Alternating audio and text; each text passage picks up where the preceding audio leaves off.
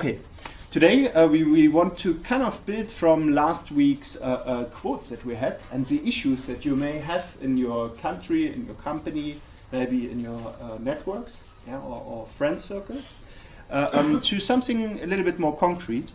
But so we had those already. The idea was polemic headlines to really get us into a mood of thinking about it and being critical about it. Now, we had a few of those already. Yeah, that was the discussion that we had. We had as well the current issues involved from people in your organization, hot topics. You may remember we had quite a few deeming themes, yeah, that didn't seem easy to be solvable, and the implication and consequences, yeah, so consequences of making that a topic seemed quite, yeah, how can I say that? Quite grim.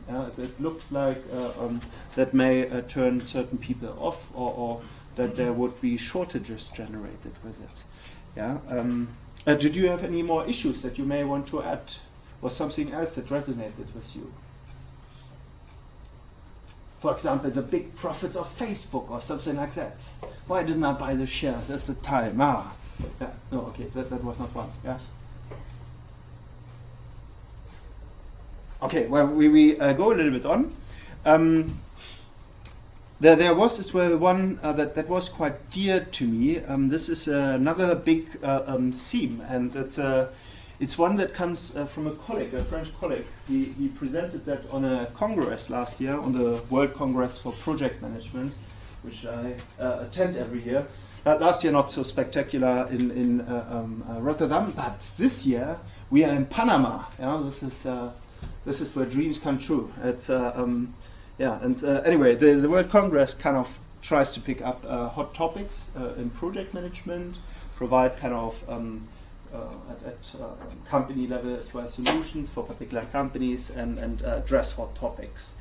So one of the topics that kind of really like threw me, and I was very impressed with, was basically Morieux's talk.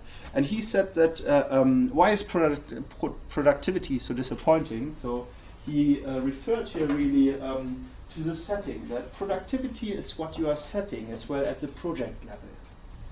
Yeah, so in a project, how do you evaluate if you are productive? What are the tools that we could use as a project manager? What do you think? Quality management systems as well. Yeah, so and quality management system. How can we measure then performance with that? Case stages. Yeah, okay, it's a different process, but let's do one at a time. So quality management? It just measures the system about different stages of the process, how well you perform before the actual end product, so we can't inspect. It's leave it too late to inspect at the end when mistakes, you realise mistakes at the end. So we define at the beginning, if we don't have so already, criteria that we are looking out for, that we hope to achieve. And we manage that often over a process, so especially quality management is a process, to look at different times. Yeah, gate approach is one, yeah, or stage approach, where you look at each stage after you have completed something, have we actually hit our criteria that we set out? Yeah, that is a structure in a way. Structure and processes, systems, matrices, yeah, that we can actually measure, that we can see if we are kind of performing according to the plan, that we can deliver it in the time, that we can deliver it according to the expectations. And then productivity often is just how much can you produce, how quickly. Against program as well, wouldn't it? Yeah, can be. Yeah. So maybe against a set program, maybe against a monetary value. Yeah, if you want to be a little bit more creative. Yeah, return on the investment. That is often where those measures come in with productivity, with performance indicators maybe along the way.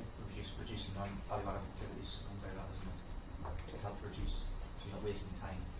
Yes. This is all about, isn't it? Is that right? Yeah, it could be. Yeah, so often we are trimming it then on time. Now he had, of course, a very contradicting idea. So this is as well why I wanted to kind of present it as a polemic. He said, why is productivity so disappointing? Is it disappointing or is it exciting? This is a big question. I mean, I study this, so I find it quite exciting. Yeah, but he was a lot more cynical, and I think he had a point. So he says 2 pillars of management are obsolete. In the past, there were the hard, i.e., structure, processes, systems, matrix, and the soft, feelings, interpersonal relationship, and traits, and have mostly led to complicatedness and a culture of resentment of change. Yeah, you have just figured it out how to make it quicker. And then the client wants a new form. You have to change it all over again. Well, if change is required, the hard pillar. If change is required, the hard pillar is unable to solve the problem. So you have to change it. You have to change your processes, your structures, your systems, your matrices that you're using, or adapt them. The soft pillar encourages relational approaches, interpersonal feelings, and consequently will disable cooperation. So if like your team member speaks very loudly because the machine is running and you don't like noise, then you are in a lose-lose situation. There's no way that that person will be happy in this situation. So here we have a big problem, and he kind of broke it down to smart simplicity. So those are the things that you can pack that you can pack in your toolbox, and then you're well equipped. So first of all, understand what your people actually do. In a project, what is each individual actually contributing to the overall? Reinforce integrators, so boundary spanning. Now this works in some organizational settings where you work with skills and central coordination. It becomes actually difficult. Increase total quantity of power. This means empower the people you're working with. And extend the shadow of the future. Expose people to the consequences of their actions. So you promote people on their past decisions. If you had somebody that, we go with bricklaying. I really like bricklaying. So if you have a bricklayer, then in the future he will become the quality or the supervisor for that bricklayer. And he will be accountable for this brick wall. If there's a claim with it, he is the one responsible to actually fix it. Now, in a lot of organizational structures, you see already the dilemma here. We are jumping here between our traditional roles. Increase reciprocity. What does it mean? I can't even say the word properly. Reciprocity. It's re and proxity. Yeah. Sorry. You do something for them, they do something for you. The reciprocating. Yeah. So what would that mean? Increasing the reliance on other people within an organisation. So delegating a task to somebody and then they're doing something which you need as well. It's increasing teamwork. Yes. Increasing the relationship. So you know actually what the other people do in your project. You don't just turn up to the job. Does that make sense? So in other words, if you are building, if I build Stimmer bricks, now we need a window frame. I say to the guy, hey, can you set the window frame for me? I'm done with my brickwork. Now this is, again, let me go one stage further, and reward those that cooperate. So you encourage cooperation. Is this good?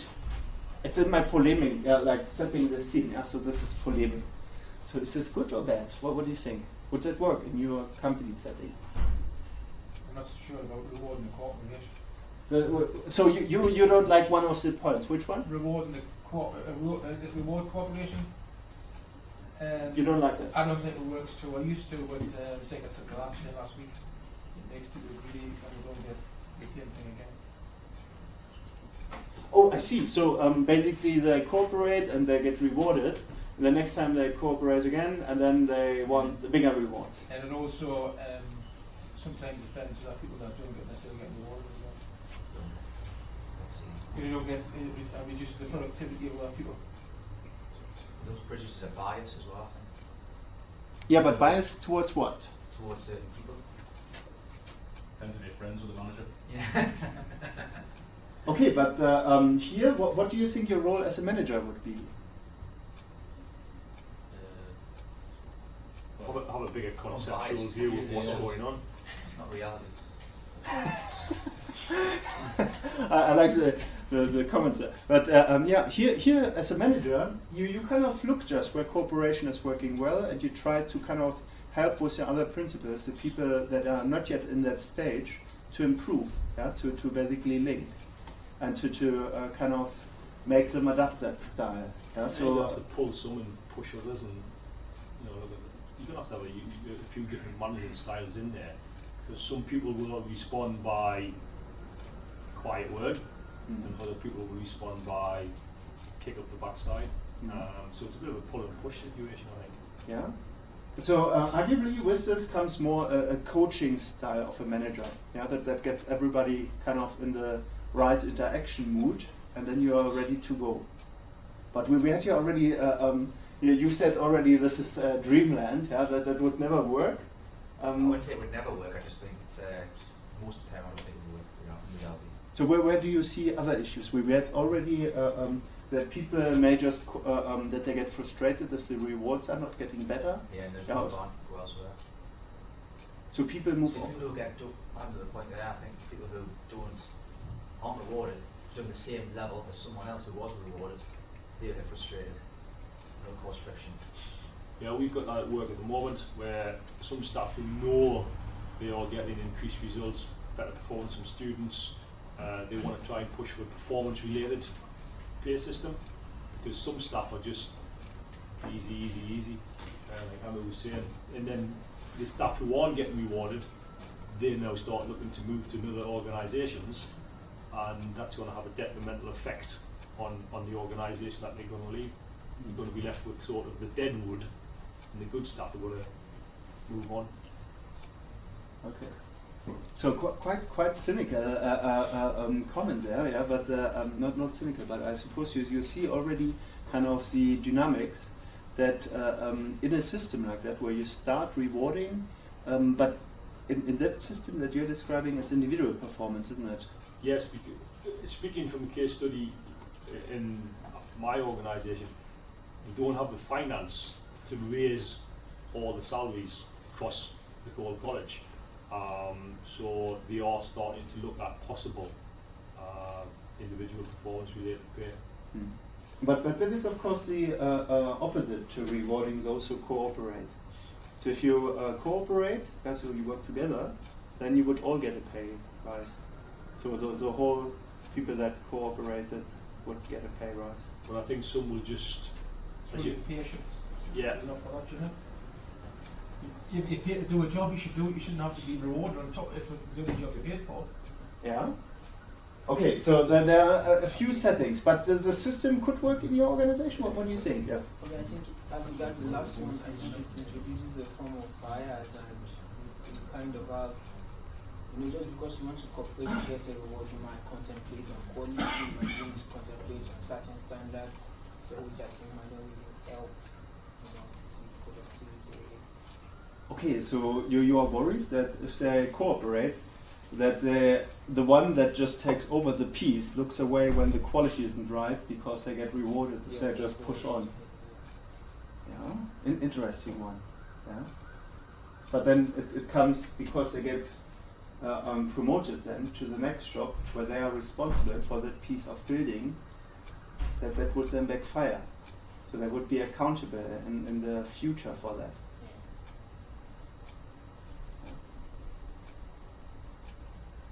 Fine line, though, isn't it? Fine line, trying to balance. Yeah. I mean, this is actually based on a company. So this is actually tried in France, and it was a trial to just counterbalance a lot of the cultural pitfalls that are associated with the construction industry. Yeah.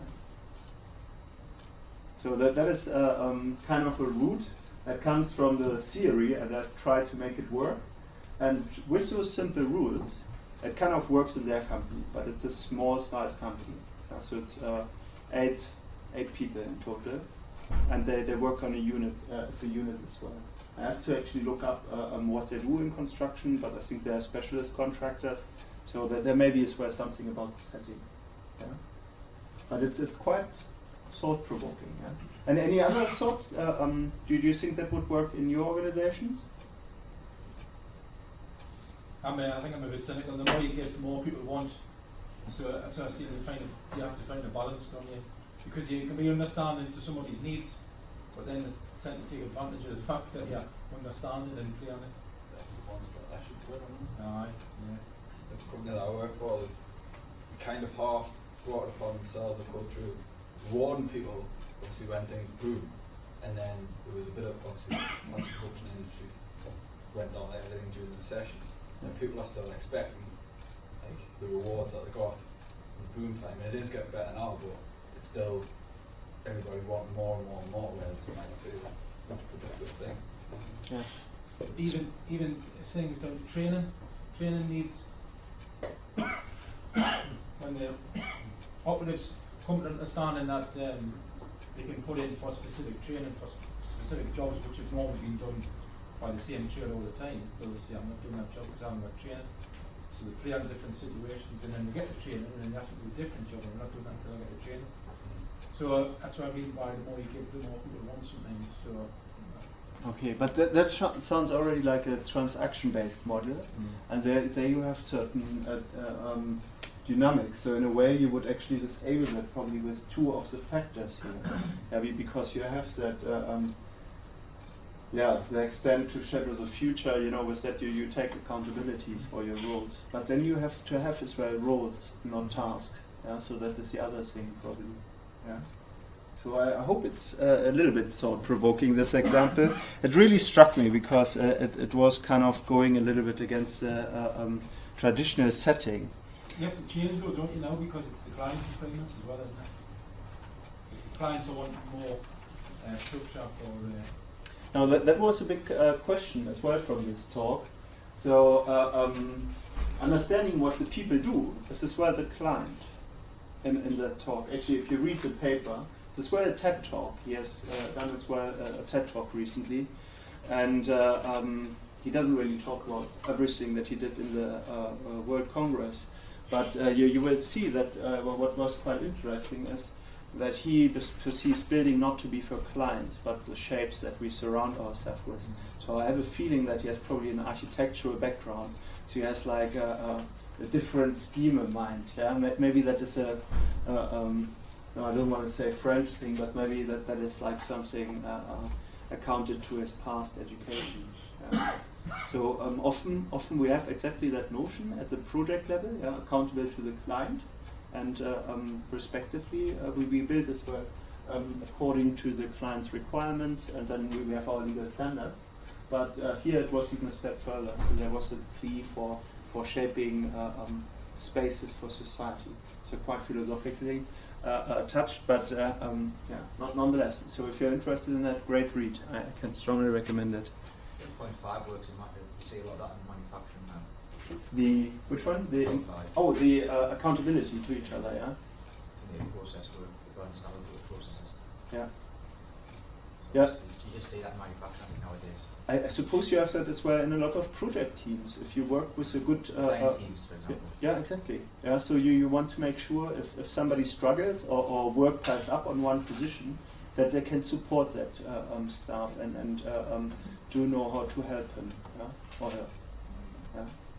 So actually that manufacturing, Toyota and Mitsubishi are basically basing their whole organization on that. So their production teams up, and they all can cover for each other, and they have like quantities that they have to produce. If they can do that within 4 days, then they have less work hours. If they can't, then it's more work hours. And of course there's a management game as well against prices. So I think we should call it job and knock, isn't it? Job and knock? I'm not familiar with that term. On construction sites, you would say to the bricklayers or whatever, we need to be that point this week to that standard. But if they work longer and they get it finished on Thursday afternoon, they can either leave or they can continue on with some more work and earn increased wages that way. Okay. So it sounds a similar sort of. Performance contracts. You're spot on. Yeah, that is as well a dominant form. And I think a lot of companies lean towards it. There's of course, it looks very attractive for a manager or employer, but there are a lot of pitfalls as well with it. I think I'm moving away from that. That's kind of old school. That the job and knock stage in the construction industry is gone now, because people will be finished by 1 o'clock. And then everybody else, the site manager will still be on site till 4:30 in case anyone else. If the quality's not right, Yeah. because they're too concerned with just making the money, weren't they? Yeah, but they tend to move away from that now in the construction industry. They want you there for like 8 hours a day. Yeah, and just get the job done that way. This is interesting because there's a strategic alliance of construction, I think contractors, clients, and professions, and as well then you have the specialist contractors and trades being represented. It's kind of gone from job and knock to will you hang that door for us, please? You know what I mean? Yeah, so but those are then performance contracts. It's just like phrased in a different way. So the playground is gone from like informal arrangements, like what you described. Yeah. So the set work was possible to be done quicker, but it incentivizes, of course, as well the person that is doing it to give it all. So you are always at the danger of burning out as well, or overdoing it a little bit with too much enthusiasm. And there are slight pointers to now where we have actually an agreement that you can do performance contracts. So where you exactly are asked just, hey, can you do the door for me? Here's a contract, and off you go. I don't think that it just works for one door, but door hanging may be a contract that you can get. Yeah. So quite an interesting one. Yeah. Now, you do need people, and again here are some more questions to kind of come to terms with it before we dive into the deep end. I have as well a small TED talk afterwards. So what values does your organization place on the people employed by the business? How does this manifest itself? What indicators would you use? Like that is a big one. And if you want, here we're going already towards a paper that will be as well homework for you to read and to review. What are the nutritions, support system, or workplace practices that you have experienced or that you know from your industry that are in place to enable employees or the team you have to actually develop and support? Yeah. Do you have any examples? KPIs, investors in people. Oh, I like that. Yeah. So this is now we have to translate this. This is actually complicated. In the UK, we have quite a few incentives and schemes. So as a key performance indicator for how well we are doing as a business, as well as a project potentially, depending on how it's contracted, is the incentive investors in people. What does that mean? It's kind of it's not monetary. It's an award that the contractor will get for investing in our people and training them to specific needs, so that they can advertise that for future work to potential clients. See that they invest in their people, so they're going to get the best from them that they can, which means in turn you're going to get the best product that you require. Yeah. So it's a pledge, and you see here again the dynamic. Yeah, the client is the one that is indirectly enforcing it, with maybe preferring contractors that have that pledge, or preferring to work with them. And that is the contractor is actually investing in people, and that is as simple as paying for training or giving time allowance. Actually, it's you can also use bring in like consider constructors as well, which can go against your or with your investors in people. Just be another award system to show up to the marketing, doesn't it? Yeah, that's what it's for, marketing, so you can create potential business really. Yeah. So this is an incentive scheme that you as a company can sign up to, and you can then account your activities that you do with your staff against it, and you get a pledge. Yeah, that is renowned to clients on the market. So if you're a client in construction and you want to work with people that illustrate good practice, you would search for that pledge. Yeah.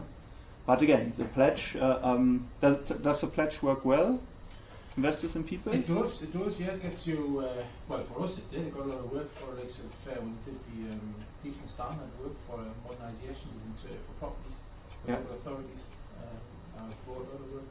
And, Okay, so you see it already from the contractor's point, yeah? So the employer made actually positioned himself very wisely to be actually eligible for a lot of additional work where clients would look for that. And here the clients in particular are being in the public sector. Yeah? Which is... It's also the client as well, because the client, we use contractors that invest in people. Yeah. And are considered to their contract. Yeah. So it works for both sides. Yeah. So as a client you can use then that pledge as well.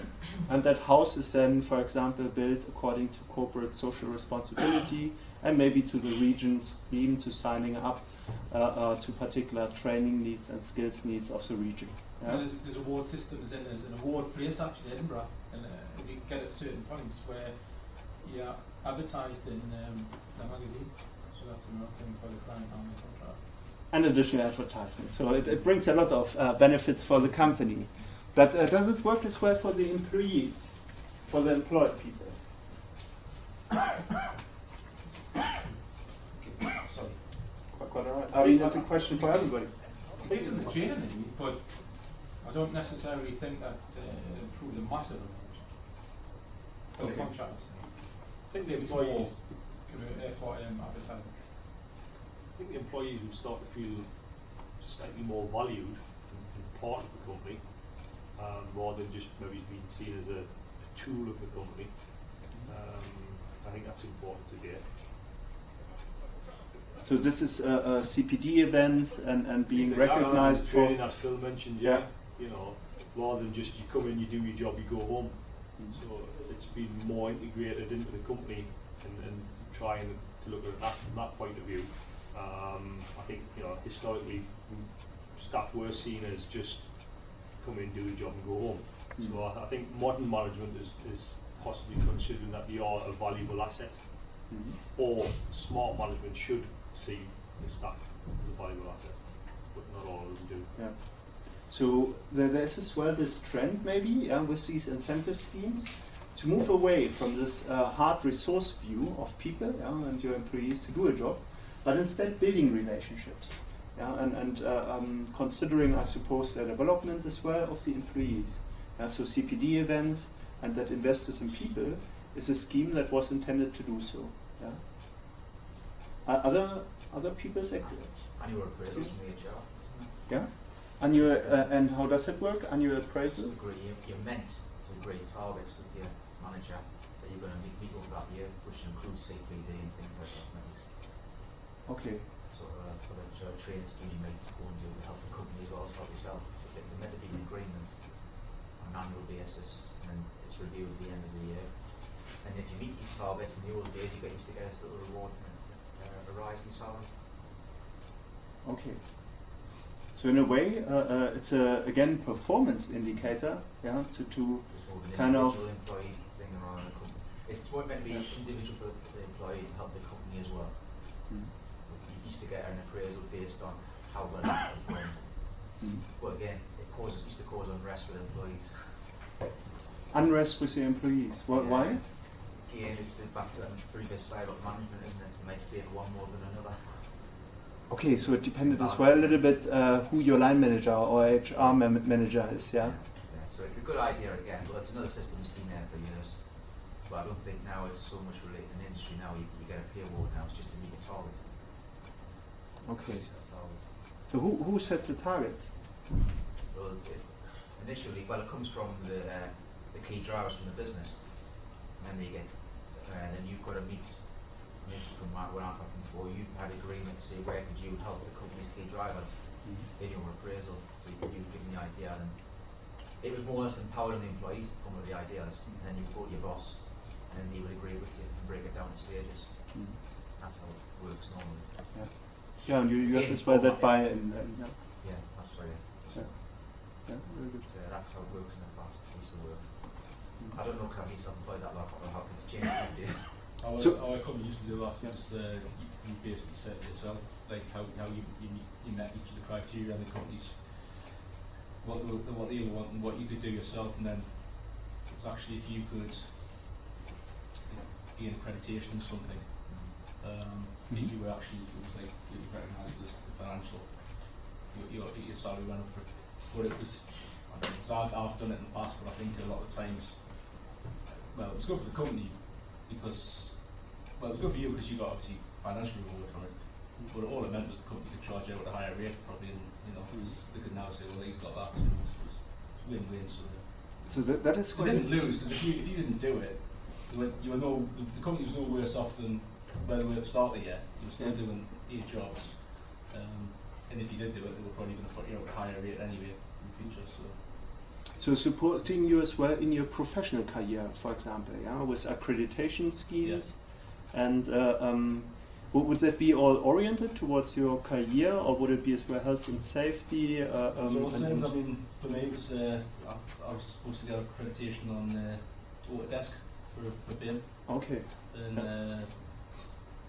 so I did that. Like, but I mean, at the end, it didn't make it any better what I was doing. It's, what I did in January compared to getting accreditation at the end of the year was. But you were then the Autodesk and BIM expert that was working as well on the project, yeah. But it didn't do anything for me, probably, But for them, they could recognise that I had so many certified professionals in the company, and they were going to probably charge me the higher rate than the guy who didn't have it, so they were going to make money. Yeah, and you got as well a little bit. No, I got, probably not as much as they get over. I don't know. Yeah, it's normally not. Yeah, you have to run the business as well. Yeah. I see that. Yeah. Some career programs we were on, we had incentives to get qualified in a certain field, but it was all in-house, so you couldn't take your ticket out the company once you left. So that was one of the. It's a bit of a strange one because it almost ties you in to stay there longer. Because if you jump ship, you can't take it with you. Okay, so this is as well quite an interesting scheme. Yeah, here we are playing the field of the NVQs that are company internal. If they are uniquely developed, they are often skill sets that are very specific to the company. Yeah? So those are as well potential schemes, and particularly large companies have a reputation for that. But ironically, they have often the brand that other companies recognize the qualification nonetheless. So I have as well a team leadership certificate from my former employer, and as well a project manager with excellence, and so you get those certificates that if you apply at the university for a job, they're just like, yeah, this is a nice paper collection, but that is not really how we accept qualifications. But companies do recognize them potentially, especially if it's a company that has a arguably good reputation or has a brand value behind it. Yeah.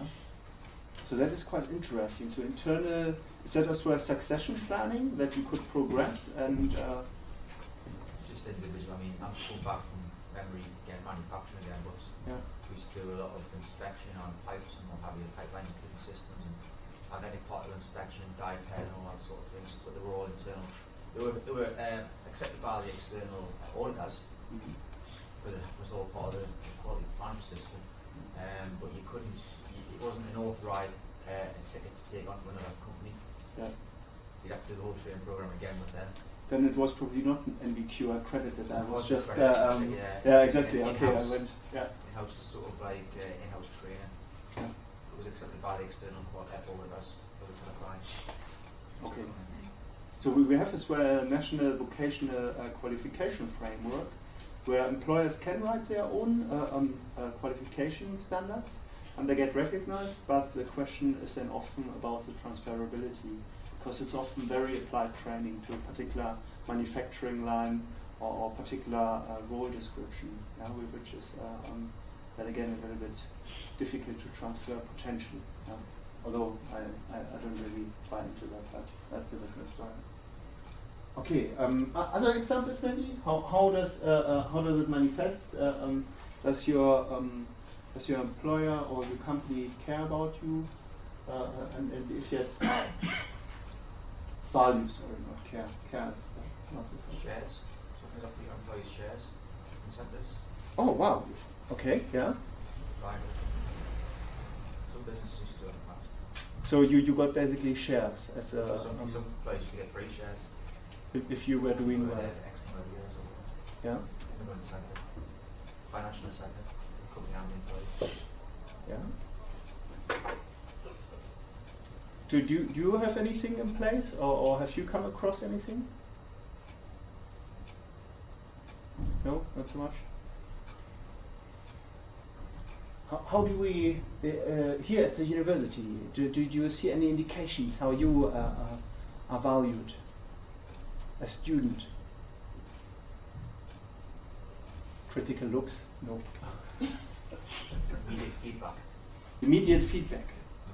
Yeah. That's a good thing. It's a good feeling. Oh, it's a good thing. Yeah. If the feedback takes ages and ages to get to you, then it demoralises students. That's from a teacher's point of view, from my experience as well. I'm speaking.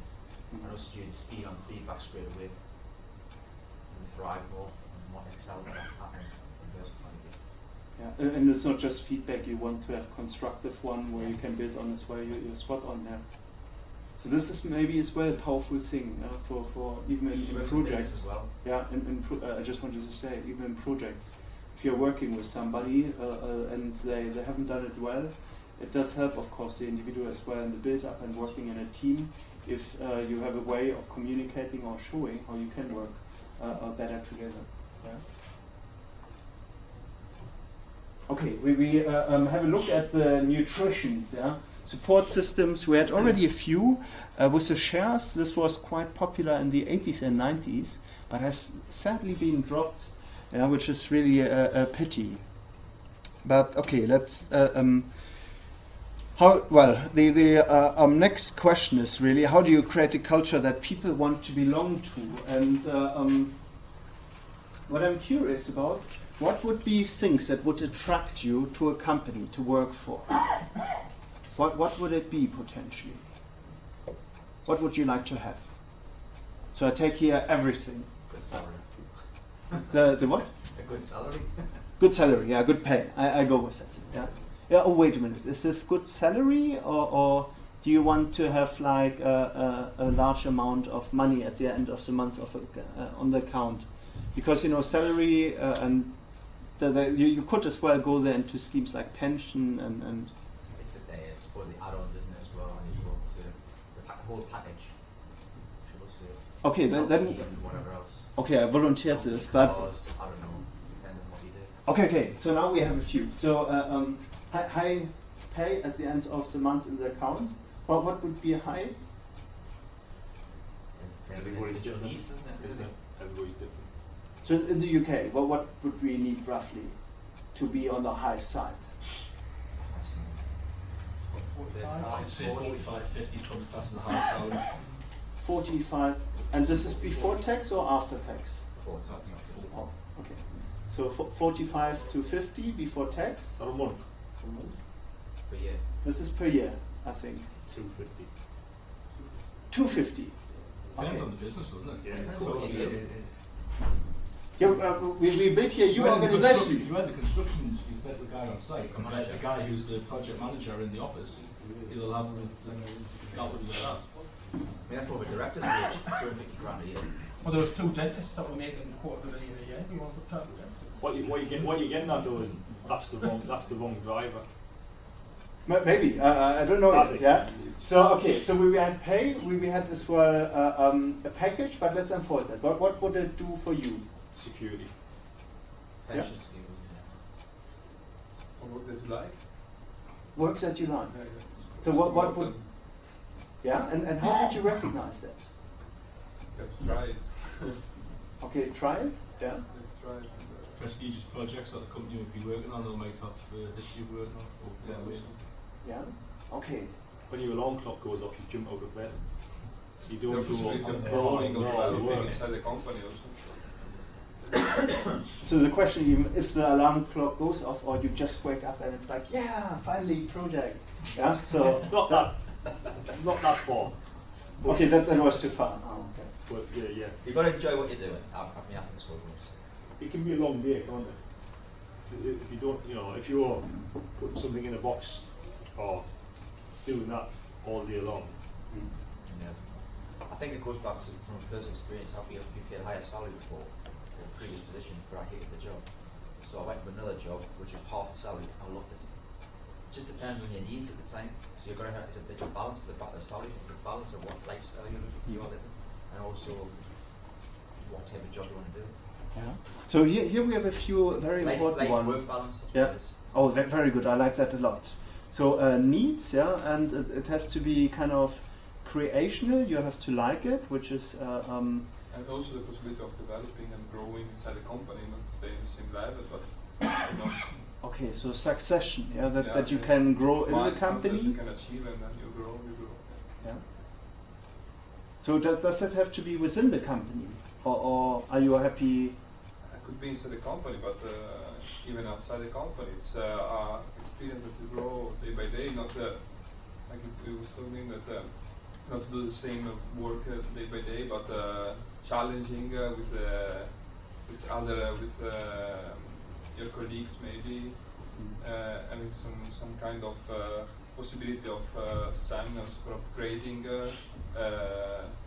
organized by the company.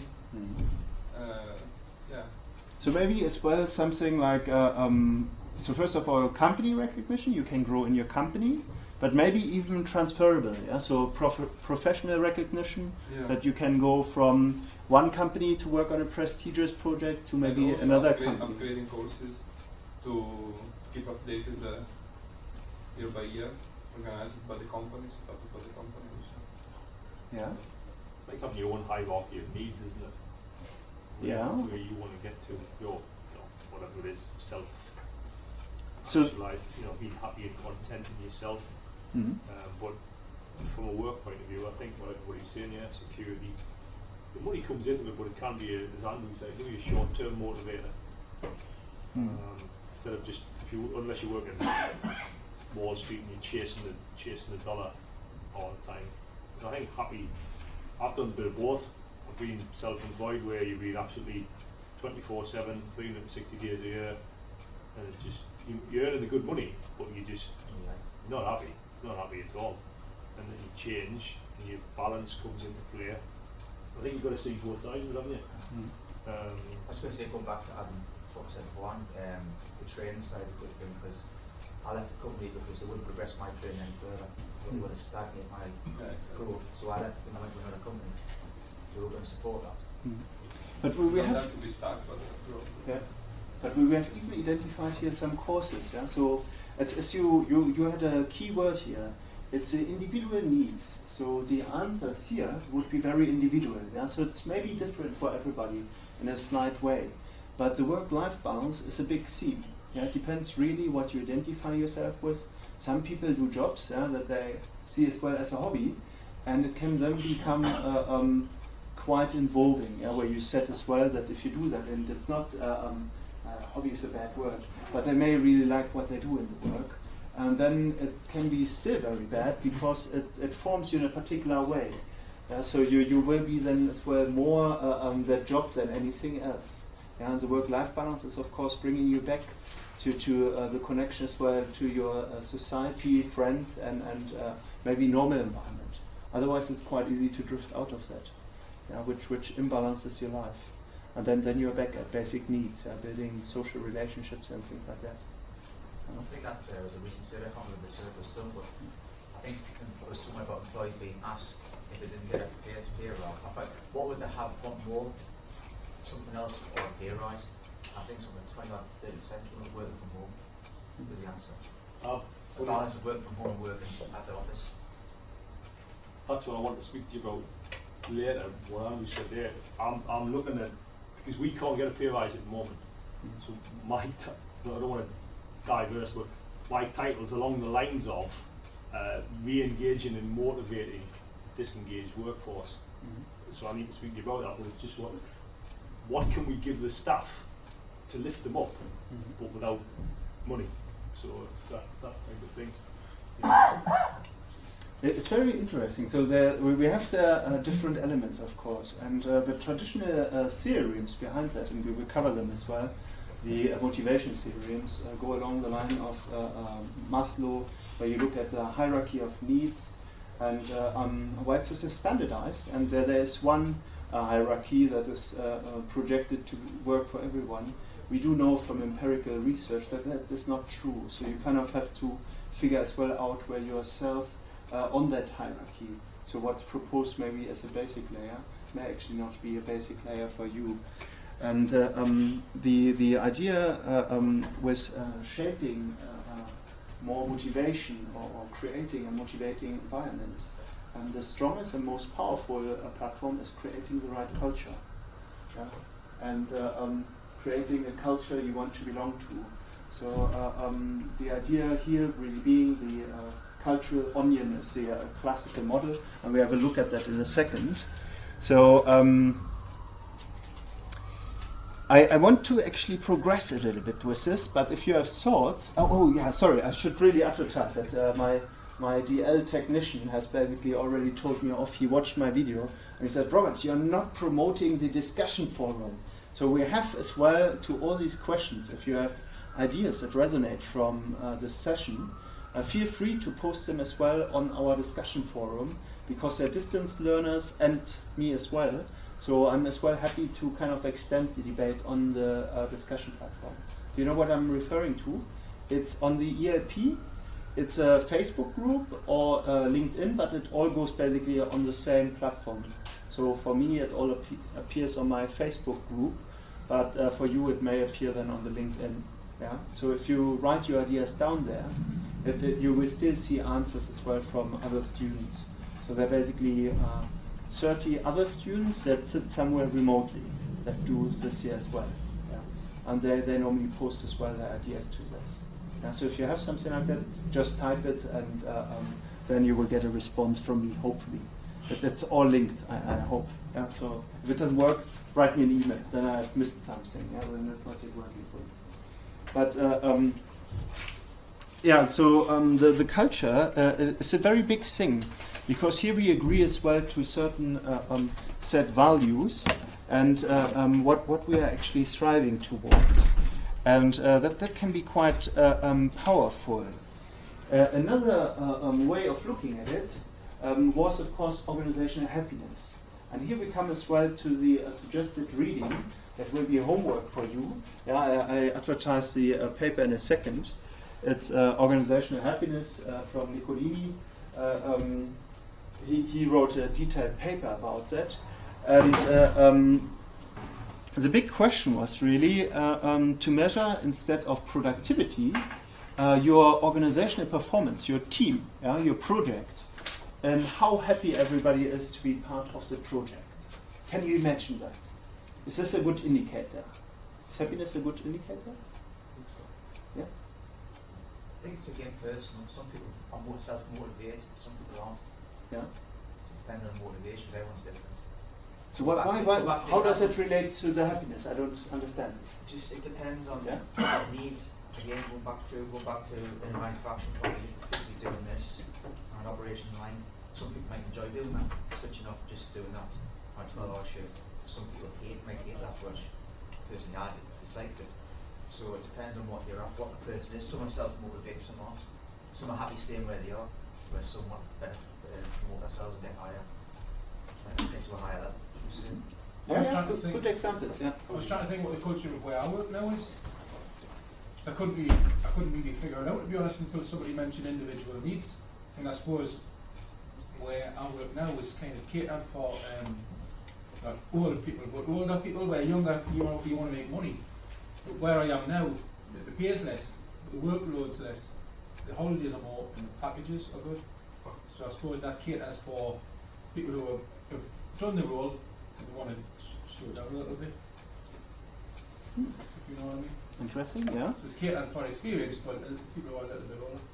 Yeah. So the young ones in there wouldn't be interested because the pay wouldn't be enough. So organizational happiness, we have to first recognize the diversity, of what has to be catered for. So our team may be diverse, and if we want to have a happy organization, we have to address that. Yeah? And that is challenging. So you have to set already a few things. You may want to have security, you're committed to your work, but you cannot work long hours. Or you don't want to work long hours based on your work-life balance. Yeah. Flexi time in the construction industry is kind of unheard of, really. But I get that now. Yeah. So I'll get an extra, 12 days a year. So it's just them little carrots that make the difference. So you can add value without increasing salary, sort of things. So it helps the organisation as well as helps the individual. Yeah. I think with the recent crisis we've had financially, I think it's made people a lot of people now know they can't get a pay rise, so what else can they get? And some people in the crisis only work 4 days a week in manufacturing. So this is companies to keep the business going. So people recognise to keep their job, to keep the security of the company going as well, for that both was a win-win situation. They went down to 4 day a week, or went from a 12-hour shift to a 7-hour shift or something like that. Yeah, so still in a job, even though they had to take that. In them cases, they did take a pay cut. Yeah, 20% pay cut, so that's going to be very happy, does it? But at the same token, whether I have a job or not, Well, this is the good people. Most people recognised it and well, happy-ish. So those are very hard measures, of course. Like something like a pay cut of 20%. It's happened in colleges. It did as well. Okay. Yeah, it happened in FA. That did.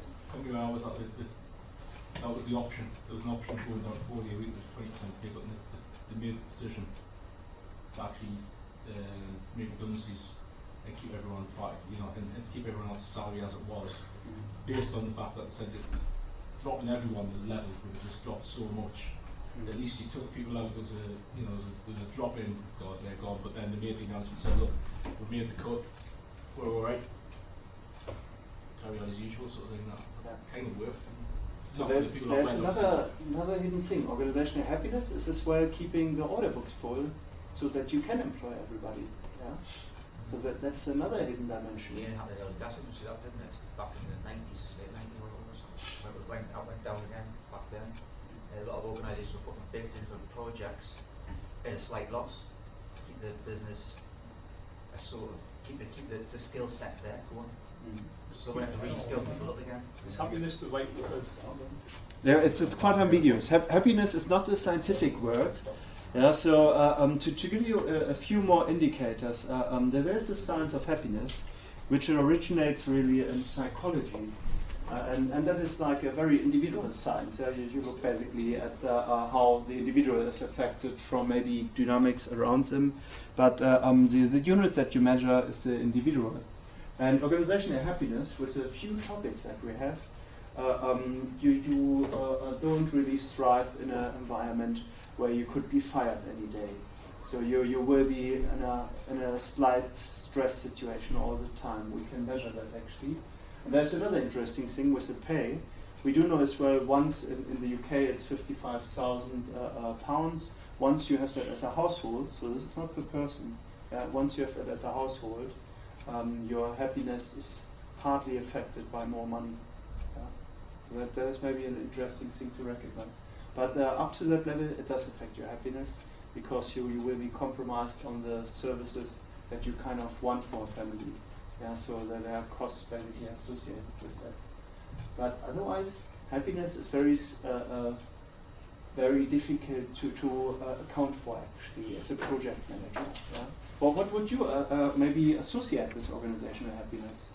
So we had already maybe full ordering books, people that like to come to work, don't get pay cuts. Yeah, but what else? We got food on a Monday and Wednesday. Food? Food, right. Hi. I can see that your company has gone down some way actually.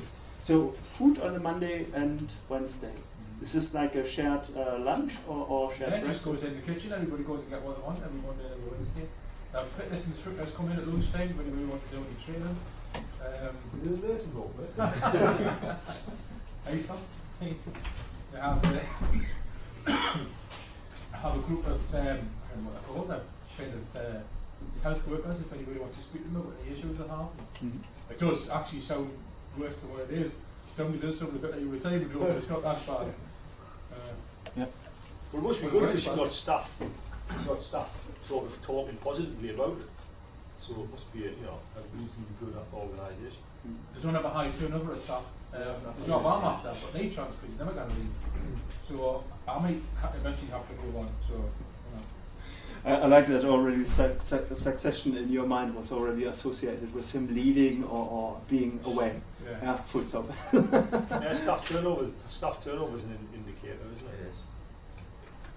Yeah, okay, so here we have actually jumped from the happiness indicators that we had, that were very soft, to progression aspirations, yeah, to staff turnover, which is a thing we can easily measure.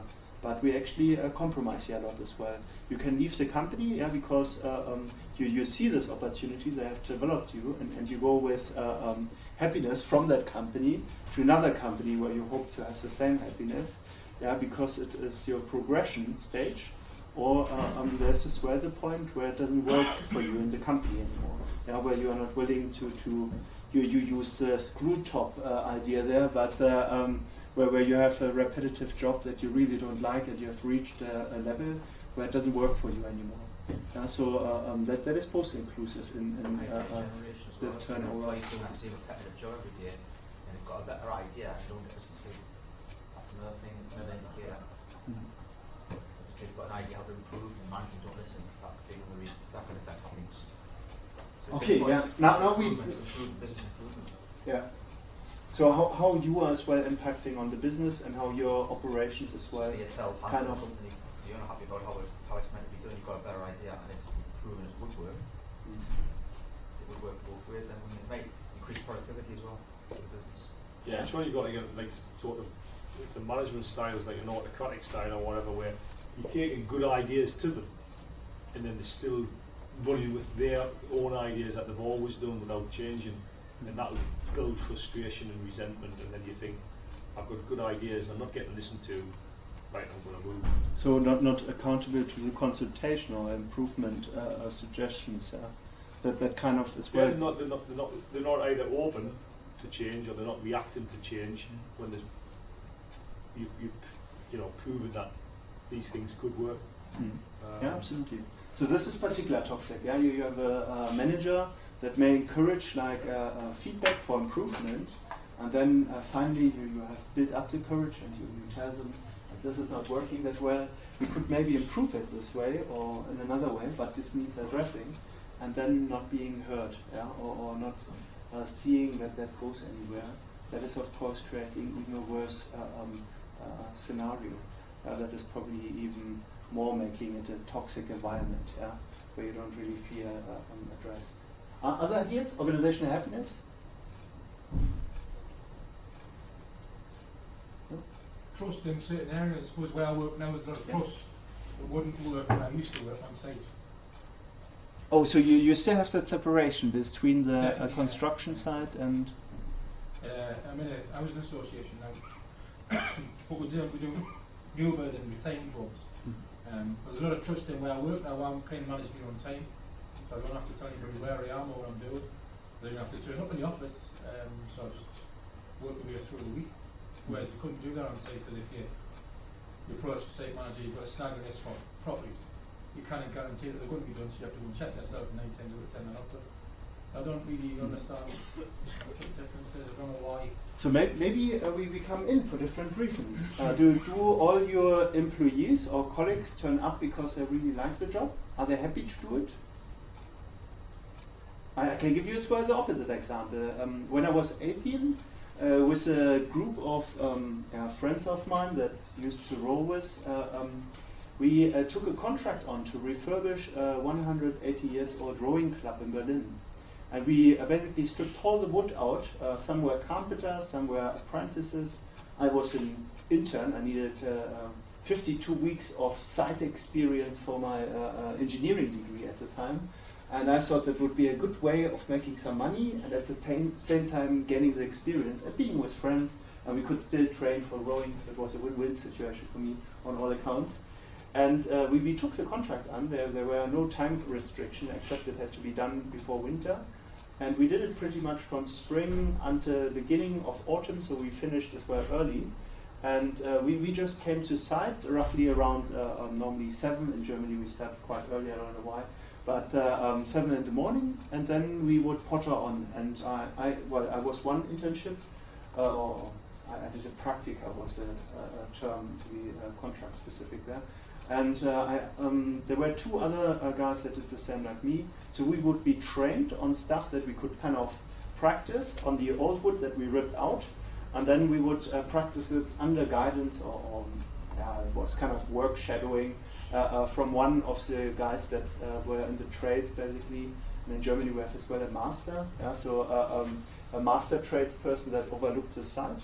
And it was very self-organized. Sometimes we went there as well on the weekend when there was beautiful weather. You would basically do the roof, so you would basically take bits off the roof and do that part of the wood because we had it all there. So and the logistics were kind of coordinated from, or site manager was taken from the carpenter master that basically looked at the coordination.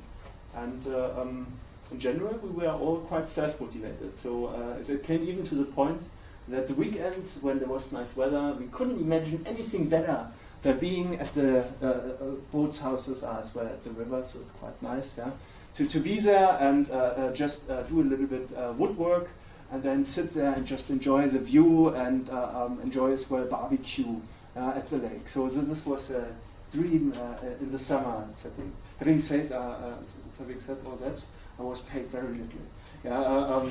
So I would certainly not make the minimum wage with this, but I have to romanticize that as well probably a little bit. There was well a lot of hard days in between, where the weather was not that favorable. But it can work, but it's a different setting. So you have to see here as well that we all had our stake in here, and had as well all our rewards and things that we were after. For me, it was as well the weeks that I needed to be eligible to enroll to my technical university in Berlin. And the others, they were probably after the money. There was actually a lot of money to refurbish the whole rowing club. Environment. Just talking to you from that side, environment could be another thing. Yeah. What environment you work within. So what particular here in work environment? I mean, you could be mobile, you go from site to site every day, so your job's different, and some people enjoy the difference, having a different role, something different every day. Some people again like doing the routines, some people are routine, they want to do the same thing every time. And I only think about just the personal experience myself. I hated, despised one of the positions I had where I worked in an office, grey walls, no windows, artificial light. I was in there like 7 hours a day. I just think that can generate your happiness as well. Actually, that's a big one, and there are a lot of studies around that, especially for office work. Natural light is an important one. You don't need a lot, but you do need some. Social interaction, people that you work with. Yeah. You may like them, or you may despise them. That may have a big impact. I like my colleagues, by the way. Yeah, but there's as well the personal relationship with your colleagues, then maybe being on different sites, so seeing a lot of different environments. And last but not least, there's as well this, when you said work environment, I wasn't quite sure if you meant maybe being in the sunshine, but there's as well something about working physically in demanding weather, where you are maybe offshore and you have gale force wind that kind of makes any kind of reasonable communication with your colleague impossible, versus being at a lovely lake, sunshine, 30 degrees, working in just your actually the protective gear was still quite warm, so that wasn't that nice. But side of that, so there are different settings. Okay, well, we will actually explore that in a lot more detail in the paper, and there's a set of readings that I want you to do as well. Quick questions. Whose responsibility do you think it is, organizational happiness? Is it ours as a manager? Project manager? Are we accountable for this? Everyone's responsibility. The time, Yeah, wait, one at a time, I said everyone's responsibility. Everybody's. Yeah, you are given a task by a manager to make him happy, you have to perform your task. So as a team member, it's also you contributing to the happiness of your leader. Oh, I like that. So you have individualized it. So you see it as a network of happiness. So if you do your job, you make the manager happy, and if you work well with your team members, then you make them happy. So so who's responsible for your happiness then? I would say it was expected as a manager. Manager would go back, it's reciprocal again. Okay, so in your organization, expected from the manager, but in your company, it's certainly, you say it's a responsibility of everybody. Yeah, and you would as well expect from everybody, to pull their weight. Yeah, and then it comes back, of course. Other ideas? You can't keep all the people happy all of the time. Okay, so you are a lot more pragmatic about this. Yeah, why not? I just don't think it's possible. But Different personalities, isn't it? Yeah, it was a little bit what we had from my French colleague. Yeah, so he recognized that already as an edge. I think ideally, yes, would be great. But it's when you put people in the mix, it gets a bit complicated. Mm. But it's interesting. So in your model, we were actually advocating a manager, yeah, that kind of gives the possibility for the team to work, to make, to perform, yeah, and to be happy. And here is already the suggestions, and you hinted that it's kind of expected from the manager. So in that company setting, we expect actually from the manager to be a leader as well, yeah, which is quite interesting. So this means you have another hidden role, yeah, leadership. And here we have team members, yeah, so manager. There's depending on where the responsibility sits, the role does change. Yeah. I think it depends if it's top, bottom, or bottom up organisation. So if the numbers come down, or if the action comes back up, it depends on the organisation itself. So I think it's still a loop. I do agree, everyone. So in a way you affects someone else. Yeah. It's a domino effect. So it's as well kind of the organizational. I mean, literally what you're saying is the organizational order, yeah, how you have actually constructed this. Do you have a leadership hierarchy, or do you have a team base, or maybe even matrix, or professional segmented company? Yeah, so there are many ways of going about this.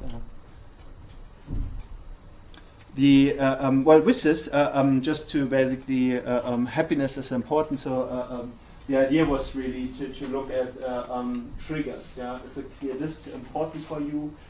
Cluttering the desk, a new company, a new computer. We have a new car already. Changing maybe challenging job was another one. We had as well. Here we come kind of already into the scenario of creating our own hypothesis for our paper. So what is important to you? We had the factors already.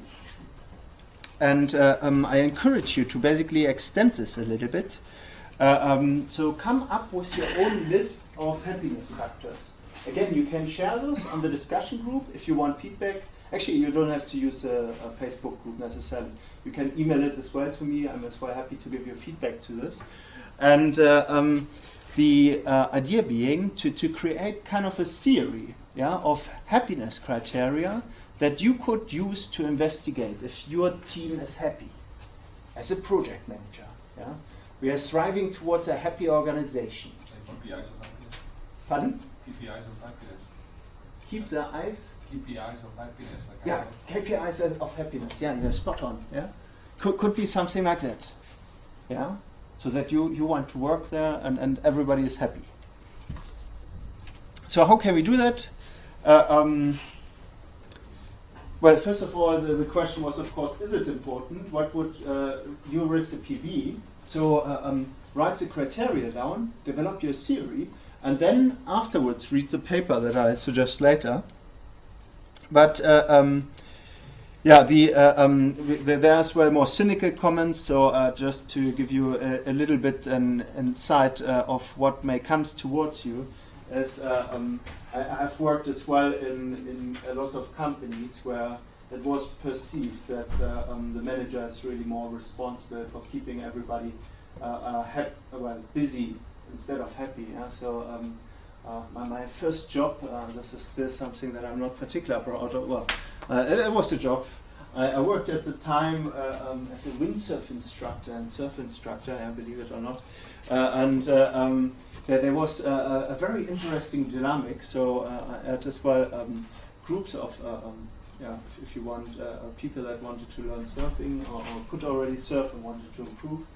And what was very interesting is that in those scenarios, the best thing you can do is be out there with them and watch them and kind of coach them.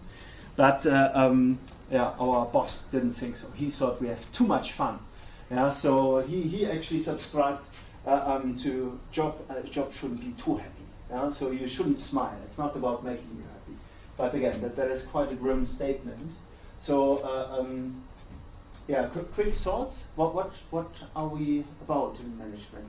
What is our role? Is it about keeping our team happy? No. Getting the job done. Okay, you biased into my theory. I like that. Yeah. So that is in a way,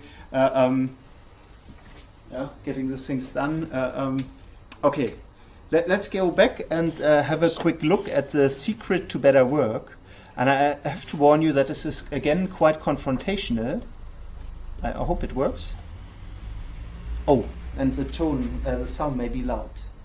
So this could go sideways. Okay, it's a little bit entertainment too, so I hope you enjoy it. Can you see it all right, or is it very bad? I don't think I get it any darker here. This, does that work? I will give it a shot. If it doesn't work, then we have to stop it.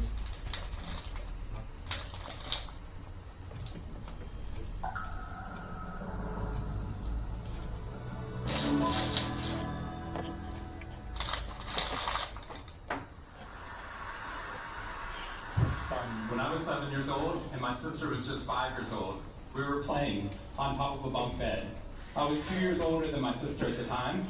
I mean, I'm 2 years older than her now, but at the time that meant she had to do everything that I wanted to do, and I wanted to play war. So we were up on top of our bunk beds, and on one side of the bunk bed I had put out all my G.I. Joe soldiers and weaponry, and on the other side were all my sister's My Little Ponies and ready for a cavalry charge.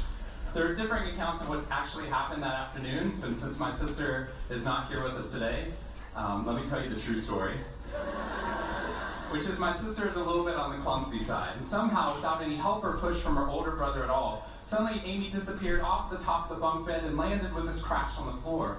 And I nervously peered over the side of the bed to see what had befallen my fallen sister, and saw that she landed painfully on her hands and knees on all fours on the ground.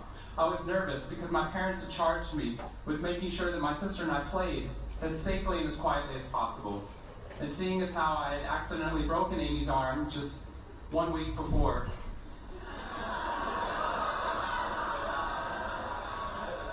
heroically pushing her out of the way of an oncoming imaginary sniper bullet,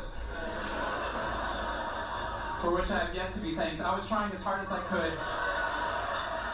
She didn't even see it coming. I was trying as hard as I could to be on my best behavior, and I saw my sister's face this wail of pain and suffering and surprise, threatening to erupt from her mouth and threatening to wake my parents from the long winter's nap for which they had settled. So I did the only thing my little frantic 7-year-old brain could think to do to avert this tragedy. If you have children, you've seen this hundreds of times before. I said, Amy, wait, don't cry, don't cry. Did you see how you landed? No human lands on all fours like that. Amy, I think this means you're a unicorn. Now that was cheating, because there's nothing in the world my sister would want more than not to be Amy the hurt 5-year-old little sister, but Amy the special unicorn. Of course, this was an option that was open to her brain at no point in the past. And you could see on my poor, manipulated sister's face conflict, as her little brain attempted to devote resources to feeling the pain and suffering and surprise she just experienced, or contemplating her newfound identity as a unicorn. And the latter won out. Instead of crying, instead of ceasing our play, instead of waking my parents with all the negative consequences that would have ensued for me, instead, a smile spread across her face, and she scrambled right back up onto the bunk bed with all the grace of a baby unicorn, with one broken leg. What we stumbled across at this tender age of just 5 and 7, we had no idea at the time, was something that was going to be at the vanguard of a scientific revolution occurring 2 decades later in the way that we look at the human brain. What we had stumbled across was something called positive psychology, which is the reason that I'm here today and the reason that I wake up every morning. When I first started talking about this research outside of academia, out with companies and schools, the very first thing they said to never do is to start your talk with a graph. The very first thing I wanted to do is start my talk with a graph. This graph looks boring, but this graph is the reason that I get excited and wake up every morning. And this graph doesn't even mean anything, it's fake data. What we found is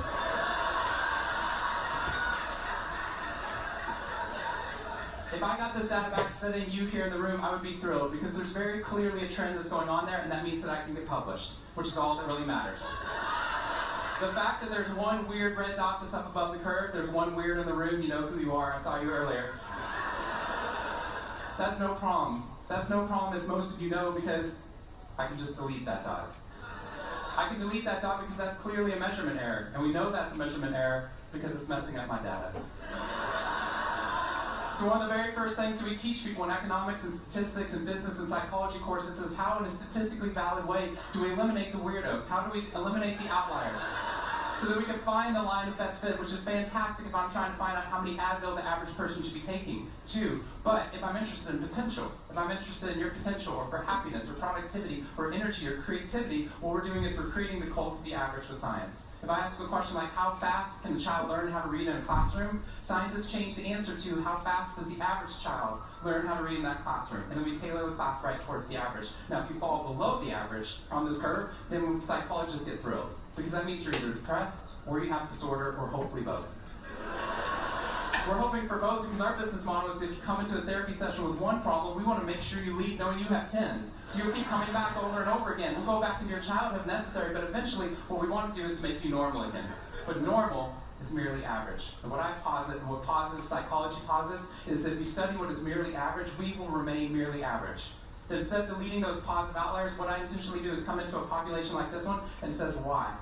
Why is it that some of you are so high above the curve in terms of your intellectual ability, athletic ability, musical ability, creativity, energy levels, your resiliency in the face of challenge, your sense of humor? Whatever it is, instead of deleting you, what I want to do is study you. Because maybe we can glean information, not just how to move people up to the average, but how we can move the entire average up at our companies and schools worldwide. The reason this graph is important to me is when I turn on the news, it seems like the majority of the information is not positive. In fact, it's negative. Most of it's about murder, corruption, diseases, natural disasters, and very quickly, my brain starts to think that's the accurate ratio of negative to positive in the world. What that's doing is creating something called the medical school syndrome, which, if you know people who have been in medical school during the first year of medical training, as you read through a list of all the symptoms and diseases that could happen, suddenly you realize you have all of them. I have a brother-in-law named Bobo, which is a whole other story. Bobo married Amy the unicorn. Bobo called me on the phone from Yale Medical School. And Bobo said, Sean, I have leprosy. Which even at Yale is extraordinarily rare. But I had no idea how to console poor Bobo because he had just gotten over an entire week of menopause. See, what we're finding is that not necessarily the reality that shapes us, but the lens through which your brain views the world that shapes your reality. And if we can change the lens, not only can we change your happiness, we can change every single educational and business outcome at the same time. When I applied to Harvard, I applied on a dare. I didn't expect to get in, and my family had no money for college. When I got a military scholarship 2 weeks later, they allowed me to go. Suddenly something that wasn't even a possibility became a reality.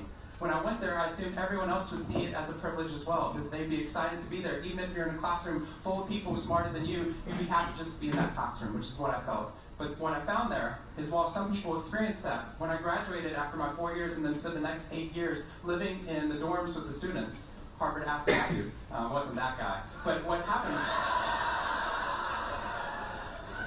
I was an officer at Harvard to counsel students through the difficult 4 years, and what I found in my research, my teaching, is that these students, no matter how happy they were with the original success of getting into the school, 2 weeks later their brains were focused not on the privilege of being there, nor on their philosophy or their physics. Their brain was focused on the competition, the workload, the hassles, the stress, as it explains.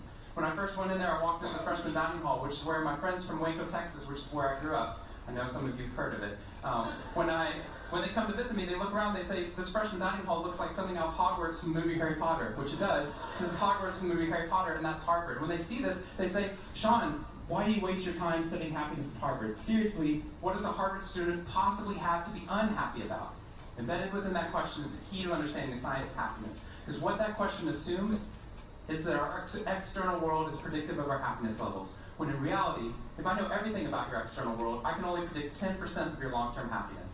90% of your long-term happiness is predicted not by the external world, but by the way your brain processes the world. And if we change it, if we change our formula for happiness and success, what we can do is change the way that we can then affect reality.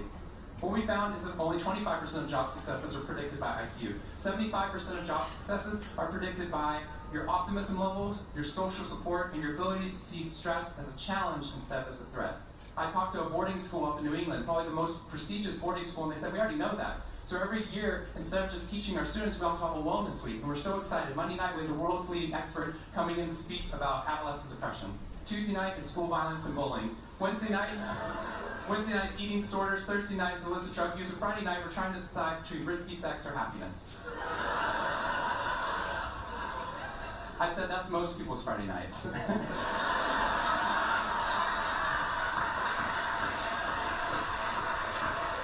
Which I'm glad you liked, but they did not like that at all. Silence on the phone. And into the silence, I said, I'd be happy to speak at your school, but just so you know, that's not a wellness week, that's a sickness week.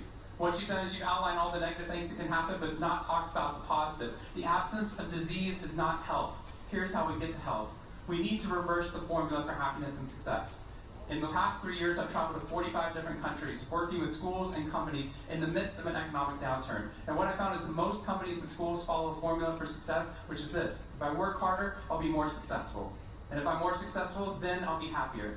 That undergirds most of our parenting styles, our managing styles, the way that we motivate our behavior. And the problem is, it's scientifically broken and backwards for 2 reasons. First, every time your brain has a success, you just change the goalpost of what success looked like.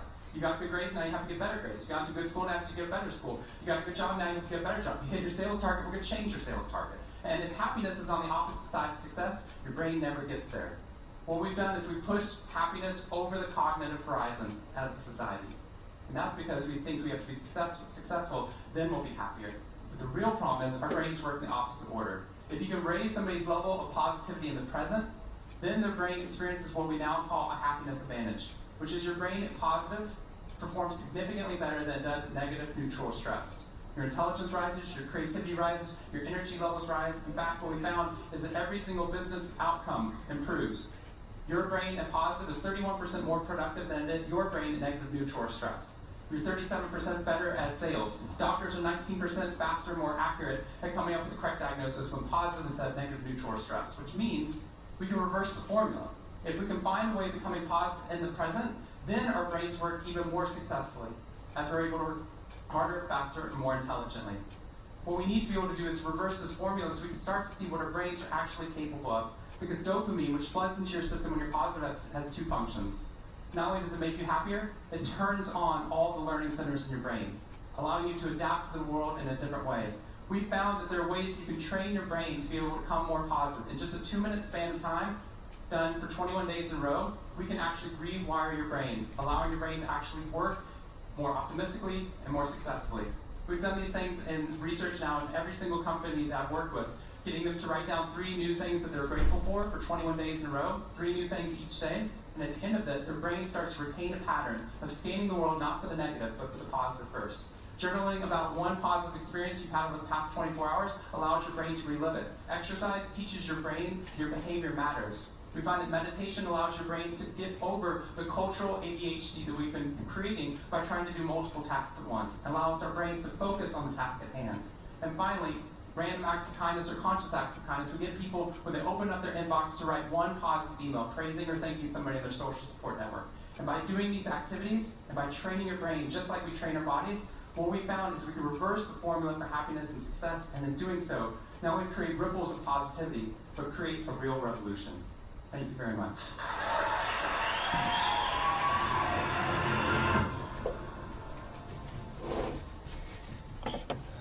Okay, so this was a little bit the teaser of seeing happiness maybe in a different light. But again, so I'm already over the allocated time. So here's a homework. Maybe start with thinking about the organizations that you have been in. So organization can be as well a family or a sports team. Yeah, how would you describe actually organizational happiness? So we had already a good description, yeah, where it's about that people collaborate with you successfully, yeah, that by doing your job, yeah, you make the other people happy. Something like that. You start with a description, and then you follow it through by, where is it?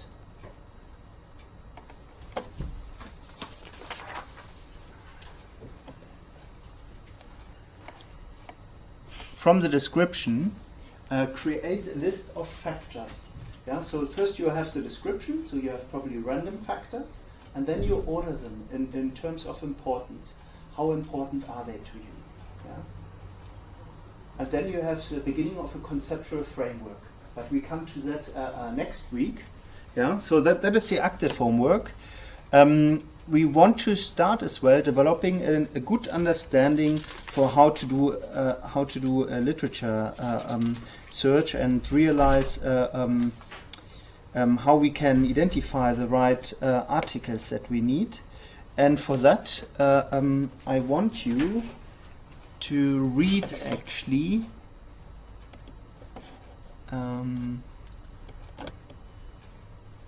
I hope that is a module handbook with a little bit luck. Is that the module handbook that you have downloaded too? Does it look something like that? Yeah. Okay. So you will see that there's a reading research paper, which is 2.2. So I want you actually to read. Why is it not working? Okay. What happened? I've changed it. Is it not supposed to jump there? Okay, maybe not.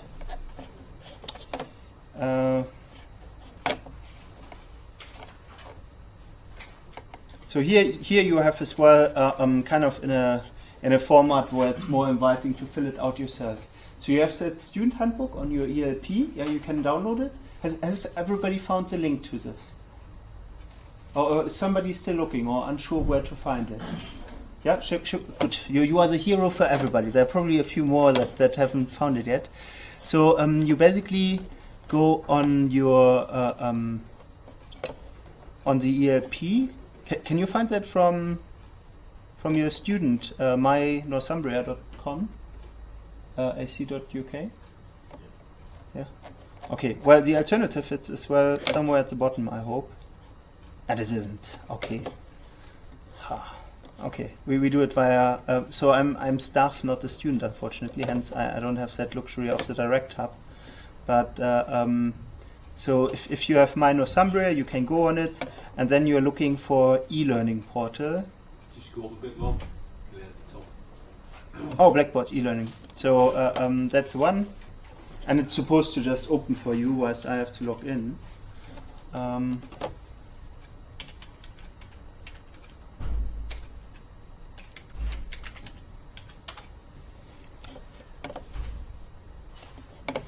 And then you will just have the modules that you have. So you go on our module, which is Construction Project Organizations, and then Teaching Materials.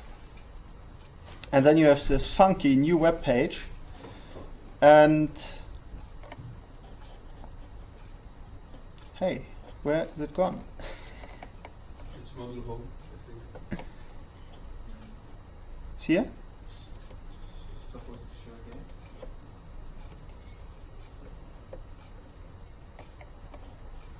Huh. I downloaded by the module home. I mean, it's well here, yeah. But the idea was really that you can just wait a minute. But where are my other resources? Is this just this one or? Oh yeah. Okay, it should be like that. So you should have the session materials here, and then you can download it. Yeah. But here's as well the link. So you just click on it, yeah, at the bottom of the teaching materials. And then you can download it in a doc format. Yeah, and we are now kind of completing two. We are nearly through with point 2, and the paper that I want you to read. Oh, those are the factors. This is where you can define your own hypothesis. And where's the paper name? Has anybody spotted that? Yeah, page 17. 17. Oh yeah, sorry, next page. Yeah. So that is a paper. Try to find it yourself. If you have difficulties, email me. Yeah. So there are different ways how you can find that. You can use Google Scholar, for example, or as well Nora. But try to find the paper. Yeah, because we have to search our topic that we're investigating. We have to find our literature as well ourselves. Yeah. I mean, with a paper like that, you can just hammer in the title, then it will come up most likely directly. Yeah, sorry, to go back. The paper is called In Search of Project Chemistry, and it's from Construction Management Economics 2002, and it was the volume 20, issue 2, and it's a 10-pager. So the actual article is only 7 pages. It's a very good paper. It has won as well a prize. It's very well written. So I hope you enjoy that. And it's stimulating. And once you have read that, compare the factors. Or if you had like similar criteria, yeah, so you have developed as well your own model. So you can compare basically your factors with the one that Nicolini claims is important. Yeah. And I have as well, if you want to go a little bit ahead, you can try to follow as well this general structure for reading research papers and try to come up with answers. I have as well given you answers, but we can discuss it as well. Yeah? If you want feedback, write it down and email it to me. So I really want that as a session as well where you get feedback to kind of develop a writing style where you want to be. Yeah. So again, this is 2.2 and 2.3. Yeah, that is it. Okay, in the seminar we will have some fun with some games and some other exercise to familiarize ourselves with the soft side of structuring and setting up our project organization, because this is a very powerful thing. Yeah, creating structure and roles as well. Any questions so far? Okay, a lot to take in, but more of that after. I think it's our lunch break, isn't it? Yeah. Officially. Yeah. Yeah. Okay, so 1 hour and 20 minutes lunch break, and we see each other again here. Yeah.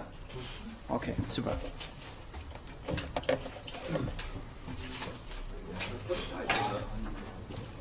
For the title we can ask now, or during the seminar, for the title that we choose for the. Yes, please. Yeah. If you want, you can post it as well on the discussion board. Okay. Then I have more time to answer. But I can give you as well the answer like this. Because my idea was to match the managing individuals with the organizational structure. So how to manage individuals in the organization. That was very interesting for this lecture from my topic. Yeah. Because it has how to increase the happiness, increase the efficiency of the organizational structures. We have very refined models for that. It could be a good topic, that one. Absolutely. I chose 2 keywords basically for now. That is managing individuals and organizational structures. And so from now I can start developing my journal article. Yeah, this is actually the idea. Okay. So the first ones is now to identify with keywords, papers, figuring out how to get the sense out of them, to review them. And then in the next session we'll be kind of reviewing a few papers with short snippets that we compare. So I can start working on it? Yeah, absolutely. That sounds very good. It's a good topic. Yeah. Okay. Yeah, maybe write it as well in the discussion board. And, what's your idea is, because you want to look at happiness. Okay. You know, I posted it on Facebook. Yeah. Post it on Okay, Facebook. that's super. Yeah, is it still as regards the discussion, but is it under the student collaboration? You're supposed to find that? I don't think it's set up that way. So if you go on this page actually and you scroll down, it's the discussion on Facebook. Okay. With a little bit of luck. Yeah. Oh, okay. So this way. Okay. Yeah. And once you start as well commenting, you will. Yeah. Once you start commenting, you can see the other comments too. Okay. Yeah. So I'm going to get an approval soon. Pending. Oh yeah, sorry. This is right Okay. now. Okay. Yeah. The administrator. It's Just do one if you want to become. oh, this is something else. So there we go. So there are only 2 comments so far. But to be fair, the distance learner don't yet know that exists. So they will get this today. Okay. And then from tomorrow, I'm pretty sure that there will be more people as well interacting.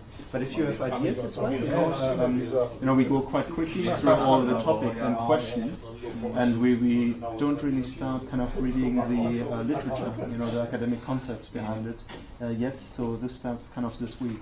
and it gets quite conceptually. But the questions are kind of That's what I was it's saying. good to think for yourself But it before you have the doesn't concepts. start. Does it make sense? You know, to really kind of get your head around it. But if you have anything and you go through the handbook, you can always post as well on the discussion board. I really encourage that. Okay. Thank you. Yeah, super, brilliant, thank you.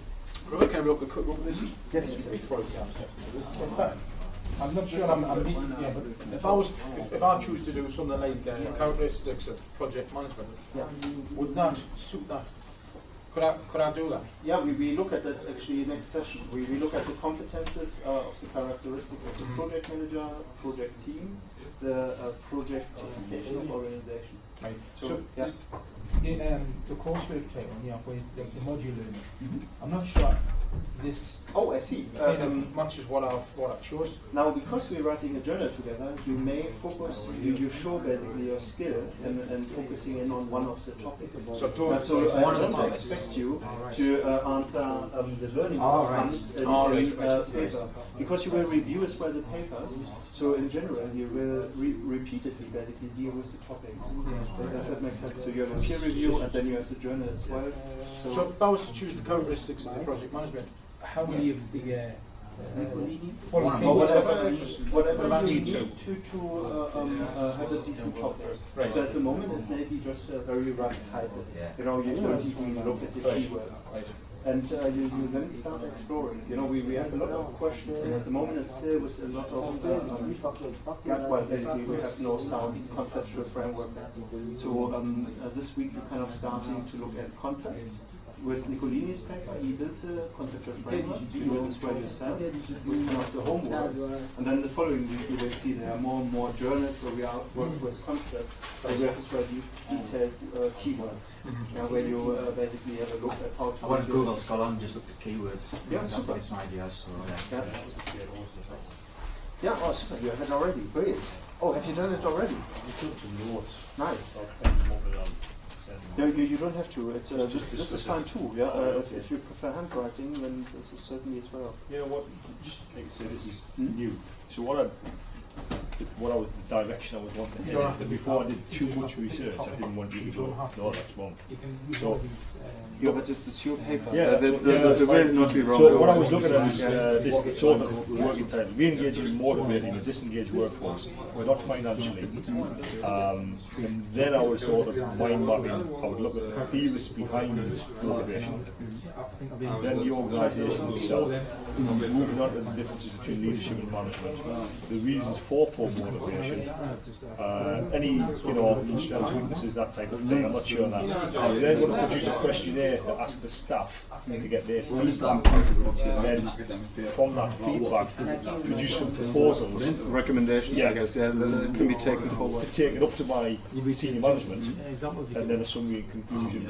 Yeah, I mean the recommendations would be already part of that. You know, you would probably. I've never done this before, so I'm Yeah, that sounds like a good paper. We go basically through that. So at the moment we were kind of here and here. that's right, yeah. And the next sessions we're getting into this bit, and there will be as well questionnaires for self-assessment, so you familiarize with different type of gaining data, right. and how strong those are. So we evaluate it on our own team, if that is authentic or I not. downloaded the handbook. Oh wow, even bound, I'm very impressed. As I was thinking through it, I'm thinking, well, there's a lot in there that sort of towards my idea. Yeah, but I didn't want. This fits absolutely. Right, so you can so I can continue go with researching. it. Yeah, please. Yeah. Right. Write it as well down. What is the actual title? What do you? I've sort of this is it. Yeah. re-engaging and motivating a disengaged workforce. I don't know how to put that in because it's about you can't have any more money. Well, you may find actually that money is one, but you can focus on the other one. You can dismiss this in the paper, right? And you will see that money is often not alone. So you first need a place where stuff is expensive around you. Yeah. Does that make sense? Yeah. So you will see it has a lot to do with the social environment you're based in. So I've then just been making little, theories, bits and pieces. Different people I want to have a look at: Fayol and Taylorism and Gilbert.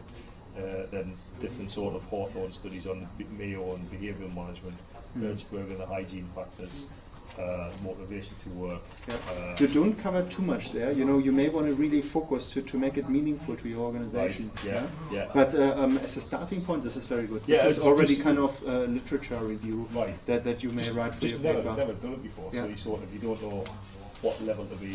Yeah. So I've just basically just taken a few notes. And then super. That looks very good. I mean, that is in a way already your paper. So this can go one-to-one in. Right. You may want to focus on one of the series to have a little bit deeper understanding. You know, we kind of cover the top level and discuss what they are for. But once you go really in the series, you will see that they are actually often quite complicated and quite refined. Yeah, I was quite looking at the Hertzberg because that is the motivation.